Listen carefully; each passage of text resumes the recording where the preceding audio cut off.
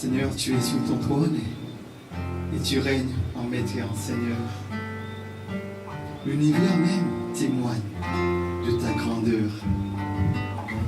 Les anges dans le ciel louent ton nom, sont prosternés devant toi pour dire tu es grand, fort et puissant. Nous voulons bénir ton nom, nous voulons élever ton nom, Seigneur. Alors sois béni au nom de Jésus. Amen.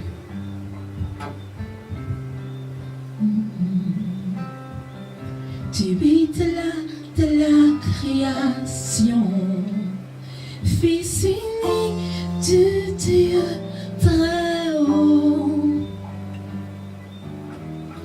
Les mystères de ta gloire révélés en toi, Christ, notre Seigneur. Oh, ce nom est si merveilleux, oh, ce nom est si merveilleux. Le nom de Jésus-Christ, mon roi. Oh, ce nom est si merveilleux, sa bonté est sans pareil. Oh, ce nom est si merveilleux, le nom de Jésus.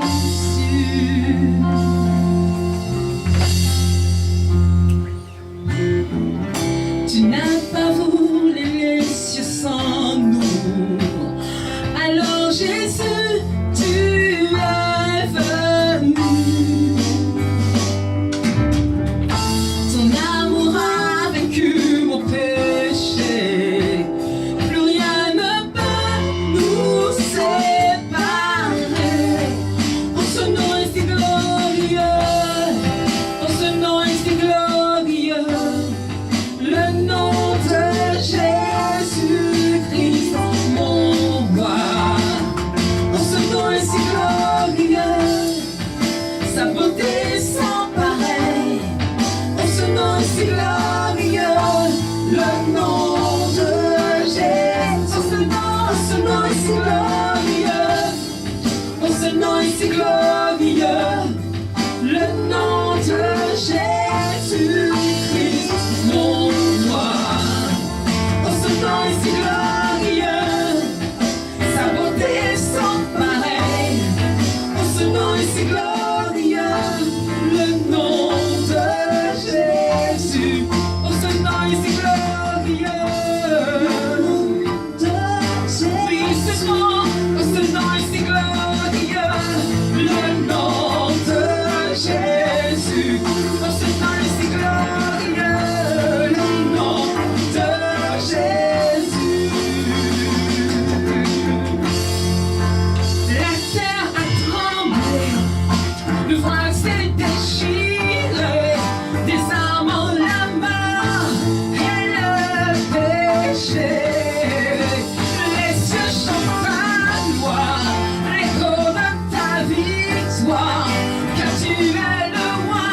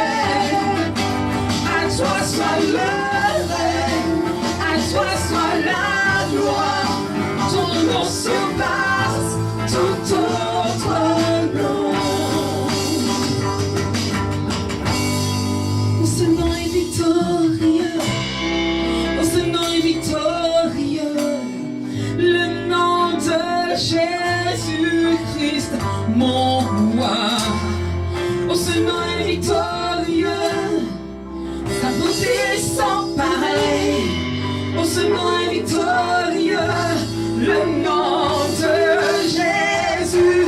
Oh, ce nom est victorieux, oh, ce nom est victorieux, le nom de Jésus, Christ mon roi. Oh, ce nom est victorieux, sa beauté sans pareil. Oh, ce nom est victorieux, le nom de Jésus. Le nom de Jésus. Oh, le nom de Jésus. Oh, comme j'aime ce nom, le nom de Jésus. Le plus beau des noms, c'est le nom de mon sauveur, Jésus. En sauvant, j'ai la victoire, le nom de Jésus. Tout genou fléchit devant ce beau nom de Jésus. Jésus. Oh, le nom de Jésus. Ce nom est magnifique, ce nom est merveilleux, le nom de Jésus. Oh, que j'aime ce nom, que j'aime ce nom. Le nom de Jésus, le nom de Jésus, le nom de Jésus. Le nom de Jésus. Oh, le nom de Jésus. Oui, sois béni. Oh, le nom de Jésus. C'est le plus beau nom. Le nom de Jésus.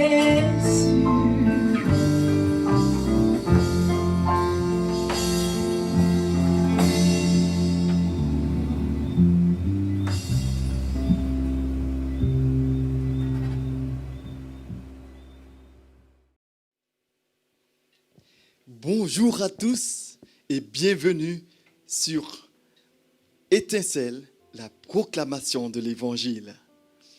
Merci de nous rejoindre, que Dieu vous bénisse là où vous êtes. Nous commençons aujourd'hui une série de prédications dans le thème des ténèbres à la lumière. Juste avant d'aller plus loin, je vous invite à la prière. Prions ensemble. Seigneur, nous voulons bénir ton nom pour ce privilège que nous avons d'être en ta présence. Nous te prions maintenant, Seigneur, de faire silence dans nos cœurs, dans nos pensées, afin que nous puissions comprendre ta parole pour la garder, pour la pratiquer. Nous t'avons prié au nom de Jésus-Christ. Amen. Je vous invite à lire un texte dans la parole de Dieu où il est question d'un homme qui était dans une grande difficulté.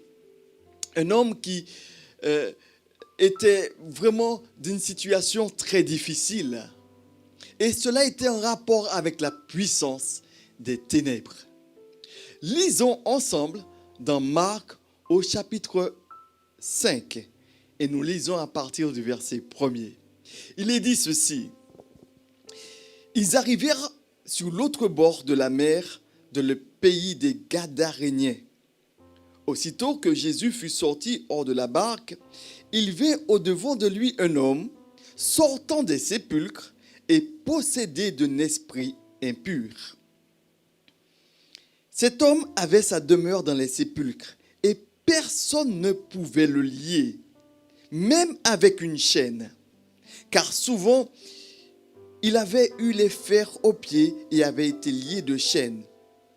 Mais il avait rompu les chaînes et brisé les fers, et personne n'avait la force de le dompter. Il était sans cesse, nuit et jour, dans les sépulcres et sur les montagnes, criant et se meurtrissant avec des pierres. Ayant vu Jésus de loin, il accourut, se prosterna devant lui et s'écria d'une voix forte, « Qu'y a-t-il entre moi et toi, Jésus, Fils du Dieu très haut? Je t'en conjure, au nom de Dieu, ne me tourmente pas. » Car Jésus lui disait, « Sors de cet homme, esprit impur. » Et il lui demanda, « Quel est ton nom? » « Légion est mon nom, lui répondit-il, car nous sommes plusieurs. Et il le priait instamment de ne pas les envoyer hors du pays. Il y avait là, vers la montagne, un grand troupeau de pourceaux qui paissaient. Et les démons le prièrent, disant, « Envoie-nous dans ces pourceaux, afin que nous entrions en eux. » Il le leur permit. Et les esprits impurs sortirent, entrèrent dans les pourceaux, et le troupeau se précipita des pentes escarpées de la mer. Il y avait environ 2000, et ils se noyèrent dans la mer. Ceux qui les faisaient paître s'enfuirent et répandirent la nouvelle dans la ville et dans les campagnes. Les gens allèrent voir ce qui était arrivé. Ils vinrent auprès de Jésus et ils virent le démoniaque, celui qui avait eu la légion, assis, vêtu et dans son bon sens. Ils furent saisis de frayeur. Jusque-là notre lecture. Quel est le contexte dans lequel, cette situation se déroule? Jésus, quand on s'arrête dans le livre de Marc, on s'aperçoit d'une réalité. On s'aperçoit que avant que Jésus ne puisse rencontrer cet homme, il est avec ses disciples. Jésus était avec ses disciples sur une barque et pendant qu'il était en train de naviguer, il s'éleva une tempête que l'ennemi avait mis en place, la puissance des ténèbres avait mis en place pour les détruire, pour les empêcher d'avancer, pour les empêcher de continuer l'œuvre, les détourner. Mais Jésus s'est levé, alléluia. Jésus s'est levé et a menacé la tempête. Il a dit au vent, tais-toi. Et le calme est revenu. Les disciples qui étaient étonnés de voir que même les vents, la tempête obéissaient à Jésus.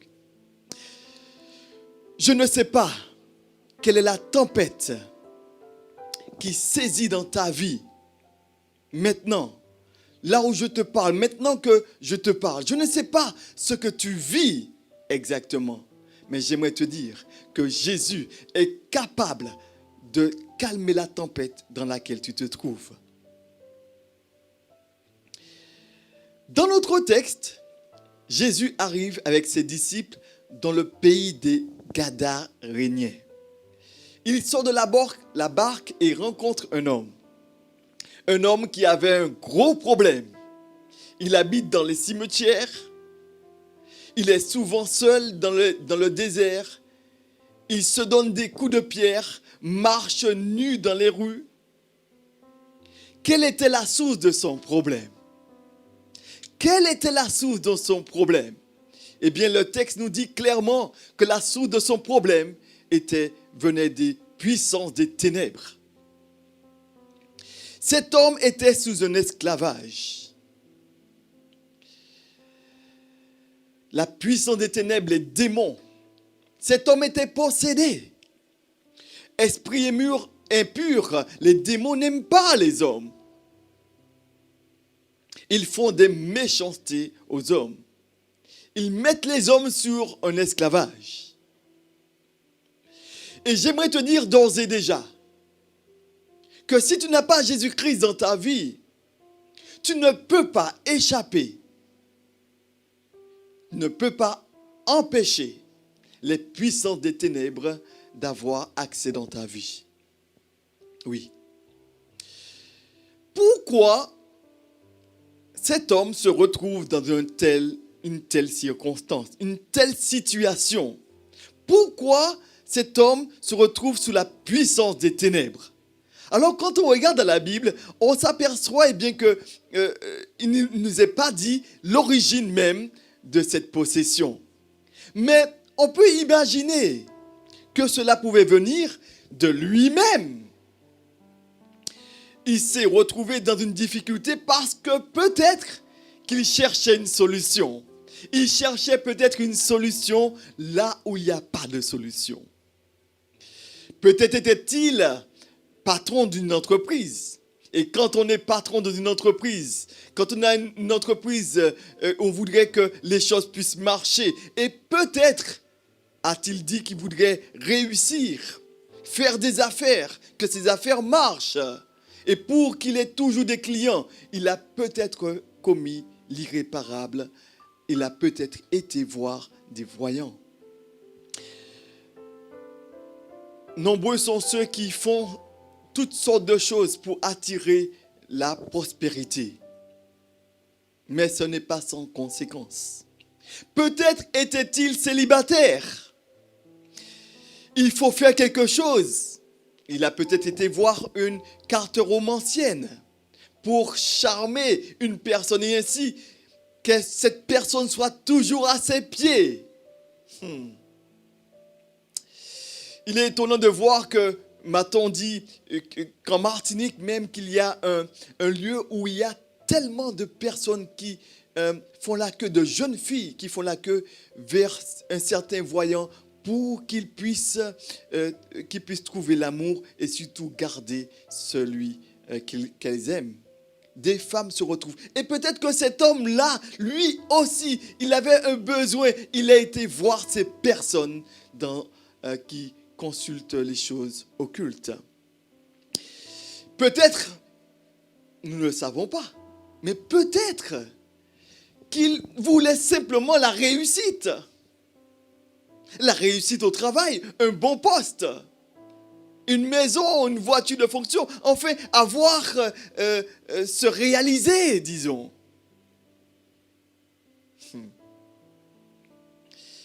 Chercher une protection, peut-être.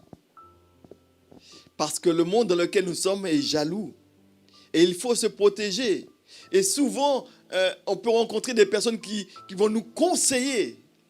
Et tu sais que je connais un voyant, il est tellement fort celui-là, et il va te donner quelque chose. Mais il faut se réveiller très tôt, parce qu'il y a tellement de personnes qui vont chez lui, il faut être là dès 3 heures du matin, tellement que la queue est grande. Et peut-être qu'il a été conduit à voir ces personnes. Et j'aimerais dire à une personne ce matin, si tu as été voir ces personnes qui consultent les morts, les voyants, les sorciers, ces personnes, si tu as été voir ces personnes, ne serait-ce qu'une seule fois, tu es sous la malédiction. On ne peut pas toucher au feu sans se brûler. Il en est ainsi, des choses qui se passent en Martinique. Pour un rien, les hommes prennent tout leur argent pour aller consulter les sorciers. Mais la Bible dit malheur à ceux qui vont consulter ces personnes. Malheur, c'est-à-dire maudit soit la personne, maudit soit l'homme qui va consulter ces personnes. Parce qu'il attire sur lui-même la malédiction. Comprenons ceci. Quand vous allez voir ces personnes, elles vous donnent un bain ou encore une chose à porter. Quand vous allez voir ces personnes, eh bien, elles vous incitent à avoir quelque chose sur votre corps. Et quand vous faites cela, c'est vous qui donnez un droit d'accès légal à l'ennemi sur votre vie. Et cela s'appelle simplement un port, c'est-à-dire une porte d'entrée sur vous. Et cela, c'est la divination. La Bible déclare qu'il n'y a pas dehors pour ceux qui consultent ces personnes. Lisons ensemble dans Ésaïe 8, 18 à 19. Il est dit ceci. Si l'on vous dit, consultez ceux qui évoquent les morts et ceux qui prédisent l'avenir, qui poussent des sifflements et des soupirs. Répondez, un peuple ne consultera-t-il pas son Dieu? S'adressera-t-il aux morts en faveur des vivants? À la loi et au témoignage. Si l'on ne parle pas ainsi, il n'y aura point d'aurore pour le peuple. Il sera errant dans le pays, accablé et affamé. Et quand il aura faim, il s'irritera, maudira son roi et son Dieu, et tournera les yeux en haut. Puis, il regardera vers la terre, et voici, il n'y aura que détresse, obscurité et sombre angoisse. Il sera repoussé dans d'épaisses ténèbres.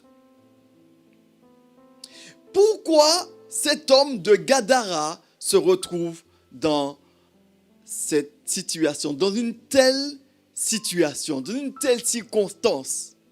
Pourquoi cet homme se retrouve dans une telle circonstance? Alors nous avons vu que cela pouvait très bien venir de lui-même. Mais cela était peut-être à cause d'un parent qui a été consulter les devins. Comme ce parent, cet homme qui, lui, avait été consulter les sorciers. Et ce sorcier lui avait demandé de venir avec une poule et 2 petits. Et quand cet homme est venu avec cette poule et ces 2 petits, il ne savait pas qu'il livrait, à ce moment même, il livrait sa femme et ses 2 enfants. Cet homme avait 2 enfants qui avaient vraiment de grandes capacités. Ils avaient une possibilité d'études, mais ils étaient vraiment très bien. Et ces enfants, les 2, se sont retrouvés à l'hôpital psychiatrique.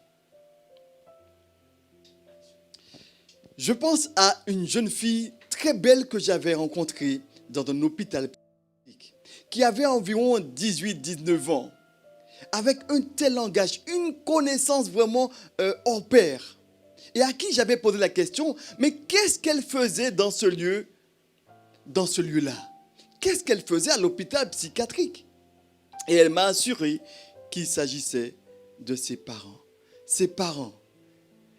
Elle m'a témoigné que très jeune, elle faisait partie de ce qu'on appelle des surdoués. Elle avait des capacités. Très tôt, elle avait eu ses diplômes. Et très tôt, elle a commencé à travailler dans une grande entreprise avec de lourdes responsabilités. Mais les parents avaient reçu comme information et notamment comme conseil qu'il faudra faire quelque chose pour votre fille. Votre fille est une personne qui a des capacités et certainement on va vouloir l'arrêter. Il lui faudra inévitablement d'une protection. Et les parents l'ont amené voir un voyant.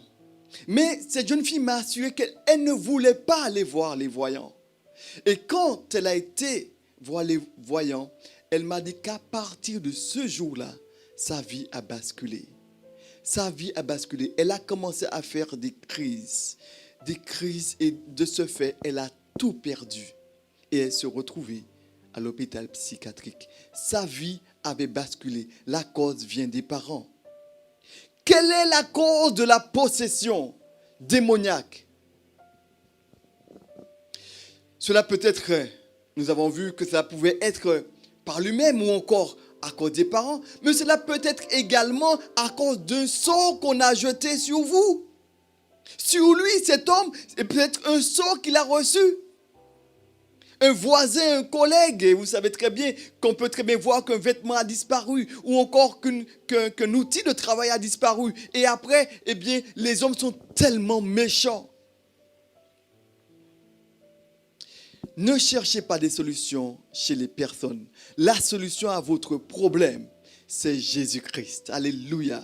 Sachez que Jésus libère. Il fait tomber les chaînes. Il peut tout changer. Il peut tout changer.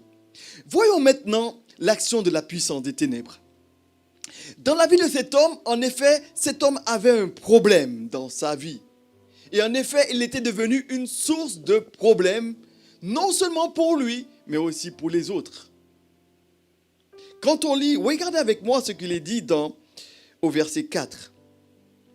Il est dit, cet homme, au verset 3, cet homme avait sa demeure dans les sépulcres et personne ne pouvait le dompter, de lier même avec des chaînes, car souvent il avait eu les fers aux pieds et avait été lié de chaînes.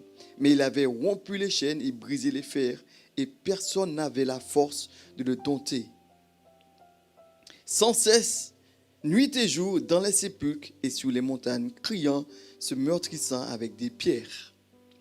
Cet homme avait un problème et il était devenu un problème. Un problème pour la société. Il restait dans les cimetières. Et nous comprenons que dans le temps, il y avait des trous dans les pierres où les hommes pouvaient être placés pour leur sépulture.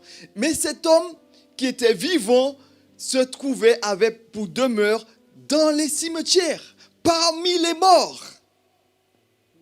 Et il était devenu un problème pour la société. Vous imaginez que vous allez dans un cimetière lors d'un enterrement et de vous apercevoir qu'il y a là un homme qui est nu, qui crie. Un homme qui qu'on ne pouvait pas lier avec des chaînes. Et vous imaginez être dans ce cimetière et rencontrer une telle personne. J'imagine que vraiment la police, les autorités étaient embarrassées avec lui. Il était un problème pour la société. Il était un problème même pour sa famille. Ses parents, sa femme, ses enfants. Vous savez, quand vous avez un problème, ou encore quand vous avez un membre de votre famille qui marche le long des rues, qui est déréglé psychologiquement, possédé, qui marche nu, vous avez aussi un problème. Vous avez un problème, c'est votre réputation. Quelle solution adopter? L'enfermer, c'est pas possible. Permettez-moi de vous communiquer cette vérité. Quand tu es sous l'esclavage démoniaque, les hommes cherchent par tous les moyens à t'enfermer. L'hôpital psychiatrique. Il y a beaucoup qui sont là et pourtant qui ne sont pas malades, mais possédés. Permettez-moi de souligner cette vérité importante. L'homme face à la puissance démoniaque est sans force. Il n'a pas de pouvoir. Si ce n'est que d'essayer de maîtriser la personne avec des moyens humains, peut-être avec des camisoles. Mais même là, il n'arrivait pas à maîtriser cet homme. Il rompait même les chaînes. La puissance des ténèbres est une autorité spirituelle. Donc, on a besoin de solutions spirituelles et non pas charnelles. Il faut d'une puissance supérieure à la leur. Les démons sont puissants pour briser les chaînes. Mais Jésus est tout puissant. Jésus est tout puissant. C'est lui le Dieu fait homme. Il a le pouvoir de détruire les œuvres du diable. Cet homme est un problème pour la société, pour sa famille, mais aussi pour lui-même. Quand on regarde au verset 5, il était sous un esclavage. Cet homme était sous un esclavage. Il marchait nu. Il prenait des pierres et se flagellait. Il se faisait lui-même du tort et certainement il était mal. Certainement c'était un homme qui était triste. Il était certainement seul parce qu'il se retrouvait dans les cimetières et dans les déserts, dans les lieux retirés. Et certainement qu'il avait peut-être une famille, il avait peut-être des enfants. Mais il était sous un esclavage. Et l'ennemi nous met sous un esclavage. Cela est terrible de voir combien les démons font des ravages dans la vie des hommes. Vous savez, notre génération n'est pas différente de celle de cet homme. Car le monde est sous la puissance des ténèbres. Il était nu. Et quand on lit ce texte, on s'aperçoit que ce lieu où se déroule cette histoire du temps de Jésus, il pouvait faire très froid le soir. Il pouvait certainement grelotter. Il voulait peut-être se couvrir, mais les démons le poussaient à être nu. C'était les démons qui le poussaient ainsi.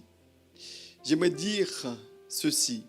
Les démons poussent les hommes à la prostitution. Notre génération est grandement influencée par les démons. Dans notre petite Martinique, force est de constater que les femmes se déshabillent de plus en plus. Il y a les seins au balcon, les fesses sont dehors, et à un tel point qu'aujourd'hui, on a du mal à distinguer une prostituée d'une personne qui ne l'est pas. Comprenons que la mode est conduite par le diable, par Satan. Les phénomènes de mode viennent des démons. Tout cela est mis en place pour souiller l'homme et le rendre impur. Les marques que nous portons souvent sont données pour créer un accès au diable, créer un accès aux démons. Je m'explique. Il y a certaines marques que presque tout le monde porte. Prenons l'exemple de Lacoste, sans citer justement cette marque. C'est une marque prestigieuse. Mais les satanistes utilisent souvent ces objets pour travailler sur les hommes. La marque, avant d'arriver sur le marché, sont stockées dans un lieu où les satanistes vont faire des imprécations dessus, prononcer des malédictions, des maladies sur ceux qui mettront cette marque, ces vêtements, et inévitablement, la malédiction prononcée sur ce vêtement atteindra cette personne qui mettra ce vêtement. Mais j'aimerais d'ores et déjà dire et souligner ceci. La malédiction, la divination n'a aucun pouvoir sur les enfants de Dieu. Alléluia.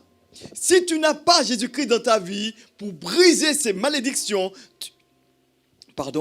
tu es sous l'influence des démons. Et nous voyons aujourd'hui que nous avons ce fait divers qu'il y avait eu dans un collège où les jeunes se sont battus, presque tués, à cause d'une sacoche Lacoste que l'un avait pris par rapport à l'autre. Les hommes, se déchirent. Pourquoi ? Pour des petites choses. Et nous voyons bien que derrière tout cela, il y a la puissance des ténèbres. Cet homme de Gadara se meurtrissait. Il était malheureux. Il se frappait avec des pierres. J'aimerais dire que la puissance des ténèbres fait tout pour que tu méprises ton propre corps. Je me souviens de ce jeune qui me disait qu'à chaque fois qu'il se sentait mal, qu'il ne se sentait pas bien, il avait de fortes angoisses. Et il me disait qu'il allait souvent, quand il se sentait ainsi, allait se faire percer, mettre un piercing. Il avait tout son visage, oreilles, percé. Et un mauvais geste de sa part, il se blessait comme l'homme de Gadara qui se meurtrissait. Les démons poussent les hommes au piercing. Et ils se sentent de plus en plus mal. Ils s'éloignent de Dieu. Et cette personne, ce jeune, de me dire qu'à chaque fois qu'il faisait cela, il se faisait mal, il se faisait percer. Mais à chaque fois qu'il sentait qu'il s'éloignait de Dieu. Quand tu méprises, et comprends cela ce matin, quand tu méprises ton corps, tu méprises Dieu qui t'a créé, Dieu qui t'a donné ce corps. Permettez-moi de faire une parenthèse pour parler d'un phénomène de mode qu'est le tatouage. D'où cela vient? Quand on pose la question pourquoi tu as fait ce tatouage, à ceux qui ont un tatouage, nombreux sont ceux qui disent ceci. Moi, j'aime bien voir. C'est beau. Parce que ça fait stylé et c'est bien. Comprenons que les démons sont derrière le tatouage. Les premières personnes qui pratiquaient le tatouage étaient les prêtres indiens. Tout leur corps était tatoué. Ils faisaient pour cela le tatouage pour entrer en relation avec la divinité. Ils invoquaient la divinité et le tatouage servait comme un chemin sur leur corps pour que l'esprit entre en eux. Pour qu'ils entrent en transe et qu'ils soient possédés par cet esprit. C'était comme un passage, c'était comme un chemin pour entrer dans cette personne. Faire un tatouage, j'aimerais le dire à une personne, faire un tatouage, c'est ouvrir une porte aux démons. Cet homme, par la puissance des ténèbres, était dans les cimetières. Cet homme était malheureux. Dans les déserts où l'esprit le menait. Cet homme de Gadara, personne ne pouvait rien faire pour lui. Il se retrouvait seul avec son problème. Mais il a rencontré Jésus. Alléluia. Il a rencontré Jésus. La Bible déclare, ne donnez pas accès au diable dans Éphésiens chapitre 4, verset 27. Tous ceux qui aiment le piercing, le tatouage ou encore autre chose, qui vont consulter les voyants, les sorciers. La Bible dit ceci, et je reprends dans Éphésiens 4, verset 27. Ne donnez pas accès au diable. Et souvent, c'est nous-mêmes qui donnons accès au diable dans notre vie. Jacques 4, verset 7 nous dit, soumettez-vous à Dieu. C'est-à-dire, mettez-vous sous la puissance de Dieu. Soumettez-vous, se mettre sous Dieu. Résistez au diable et il fuira loin de vous. Si tu n'as pas Jésus-Christ dans ta vie, tu es dans les ténèbres sous la puissance des démons. Oui, c'est vrai. Si tu n'as pas Jésus-Christ dans ta vie, tu peux être inévitablement la cible et la victime des démons. Quand on parle de démons, on parle de quoi? Alors je voudrais voir un troisième point ensemble, la caractéristique de la puissance des démoniaques. Les démons, ce sont des anges déchus. Ils étaient auprès de Dieu, mais lors de la révolte de Satan dans le ciel, par orgueil, il a voulu prendre la place de Dieu. Il a été précipité, chassé du ciel avec les anges qui ont décidé de le suivre. Et ce sont là les démons. Vous savez que les démons croient en Dieu. Et dire, une personne qui dira, mais moi je crois en Dieu, je vais me dire que je suis croyant. Pour moi, ça ne veut pas dire grand-chose. Pourquoi? Parce que la Bible dit que les démons croient, mais ils tremblent. Les démons croient, mais ils tremblent. Le nom de Dieu est dans leur bouche. Ils connaissent Jésus-Christ, puisqu'ils étaient aussi dans le ciel. Et m'a-t-on dit que chez les sorciers, il y a aussi souvent des bougies, mais aussi même une Bible ouverte pour tromper. Le nom de Dieu est dans leur bouche, mais le nom de Dieu n'est pas dans leur cœur. Les démons parlent au travers de cet homme, car c'est pour la première fois que Jésus arrive dans ce lieu, en présence de cet homme. Il dit ceci au verset 7. Il s'écria d'une voix forte, c'est le démoniaque. Qu'y a-t-il entre moi et toi, Jésus, fils du Dieu très haut? Je t'en conjure, au nom de Jésus, au nom de Dieu, ne me tourmente pas. Et cet homme, on s'aperçoit qu'il connaissait Jésus. Et ce n'était pas cet homme qui connaissait Jésus, mais c'était les démons. Parce que les démons connaissent qui est Jésus. Et dire aujourd'hui que je suis, oui, croyant ne veut pas dire grand-chose.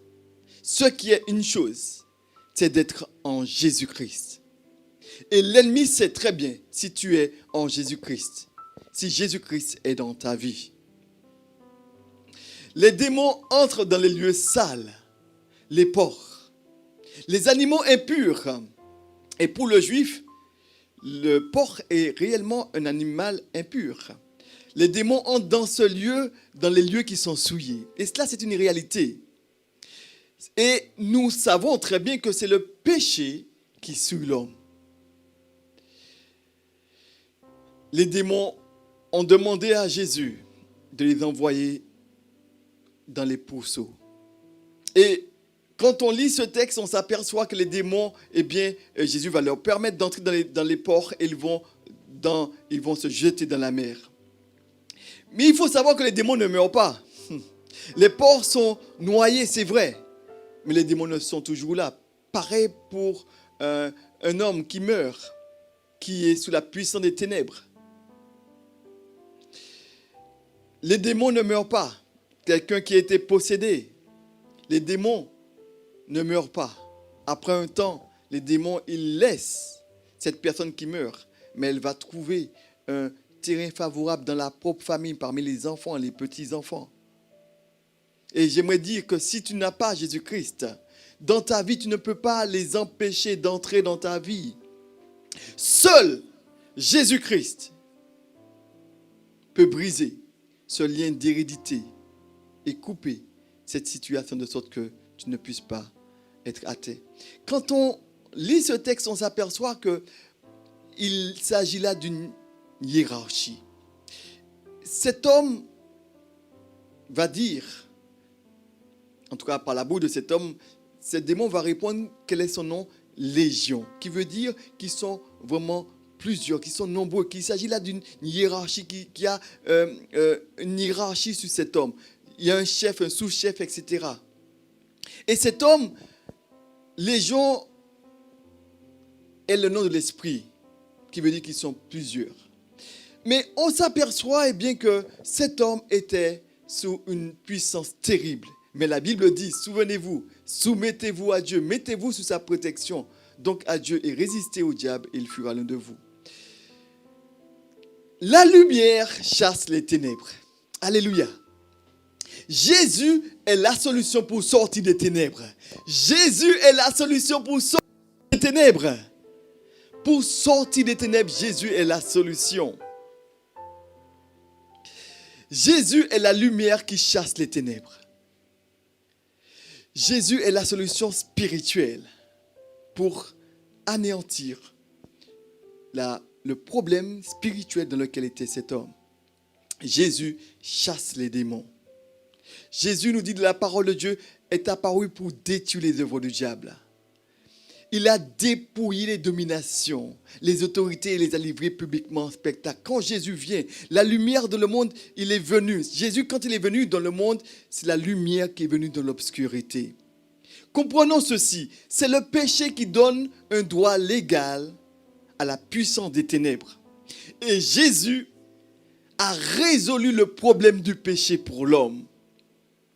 Il faut renoncer au péché. J'aimerais dire cela à une personne encore en ce moment même. Il faut renoncer au péché. Celui qui est en Jésus-Christ est celui qui ira au ciel.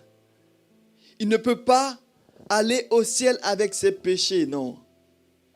Et c'est pourquoi Jésus est mort. Il est mort à la croix. Il a pris la condamnation. Il a pris le salaire qui revenait aux hommes. Le salaire du péché, nous dit la Bible, est la mort. Et la mort, Jésus est mort à notre place. Et il dit à tous ceux qui acceptent, tous ceux qui font le choix de laisser Jésus-Christ entrer. Cet homme a rencontré Jésus. Cet homme a pris la décision de pouvoir, et Jésus l'a libéré. Jésus dit à tous ceux qui l'acceptent, qui font ce choix, par la foi, il donne le cadeau qu'est la vie éternelle gratuitement. Celui qui accepte Jésus dans sa vie, eh bien, il devient une nouvelle créature. La Bible dit ceci dans Jean 1, verset 12. À tous ceux qui l'ont reçu, qui reçoivent Jésus-Christ, qui reçoivent sa parole, elle a donné le pouvoir de devenir enfant de Dieu. Et quand je deviens enfant de Dieu, eh bien, qu'est-ce que Dieu fait? Il vient, il fait sa demeure en moi. Et je deviens par là une nouvelle créature. Quand Jésus-Christ est mort à la croix, il y avait des ténèbres sur toute la terre. Mais il est ressuscité. À la croix, il a dépouillé les dominations, les autorités. Il a enlevé à celui qui détenait le pouvoir de la mort à cause du péché. Et il a répondu au problème du péché de l'homme. Son sang a coulé. Et si tous ceux qui sont en Jésus-Christ ne sont plus sous le pouvoir de la mort. Dans Apocalypse chapitre 1 verset 18, il est dit ceci de Jésus.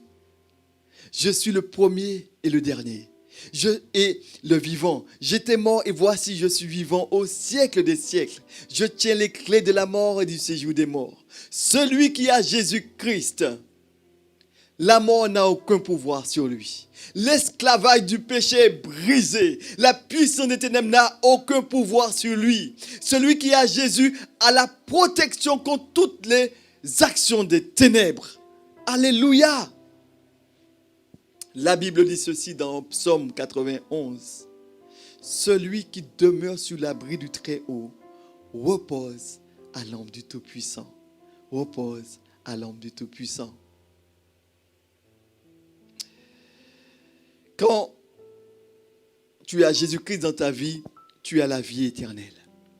C'est lui le chemin, la vérité et la vie. Le chemin qui mène au ciel. Jésus a libéré cet homme. Jésus est celui qui te libère. Veux-tu rester sous l'esclavage du péché, des démons, ou être libéré? C'est à toi de choisir.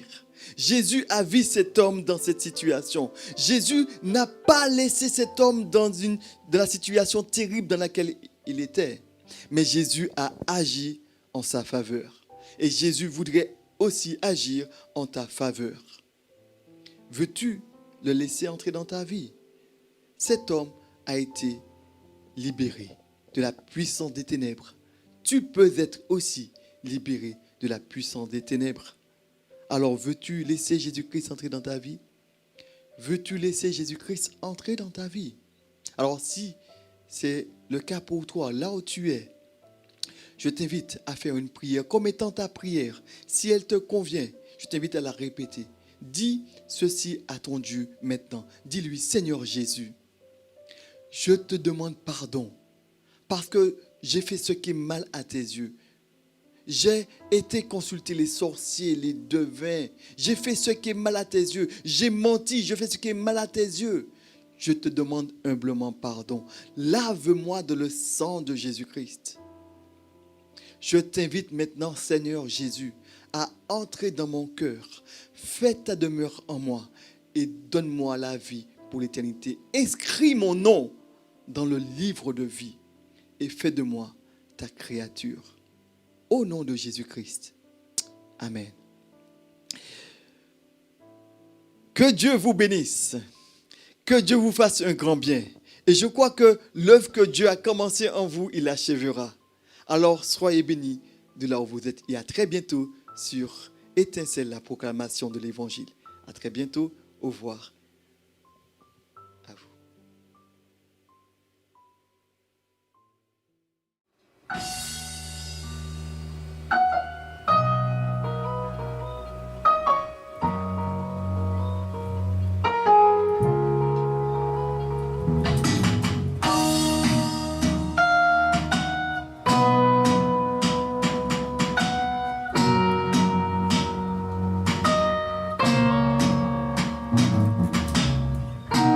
Ta présence en moi devienne rayée, ta présence en moi devienne papa. Je veux une autre dimension de toi. Que ta présence en moi devienne rayée, que ta présence en moi devienne papa. Je veux une autre dimension de toi. Que ta présence en moi devienne rayée, que ta présence en moi devienne papa. Je veux une autre dimension de toi. Que ta présence en moi devienne rayée, que ta présence en moi devienne papa. Je veux une autre dimension de toi. Que ta présence en moi devienne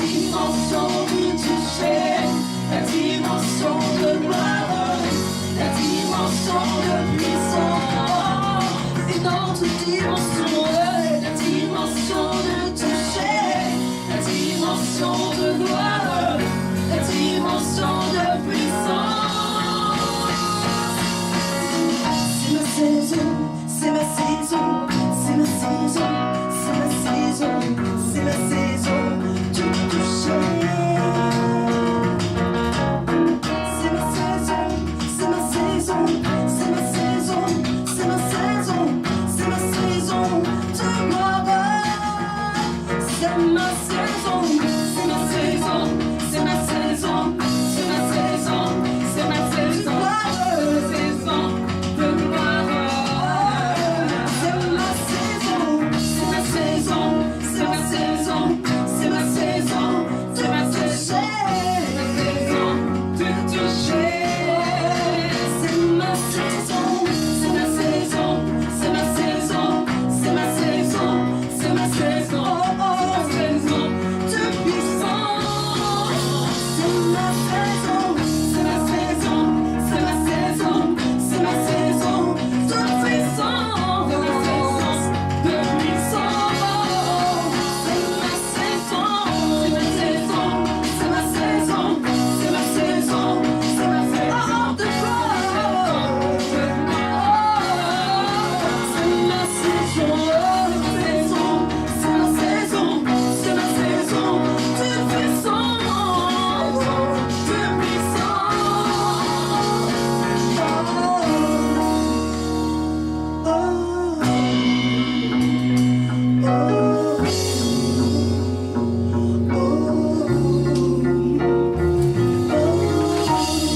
Nous soupirons, je veux soupirer, j'ai besoin de toi,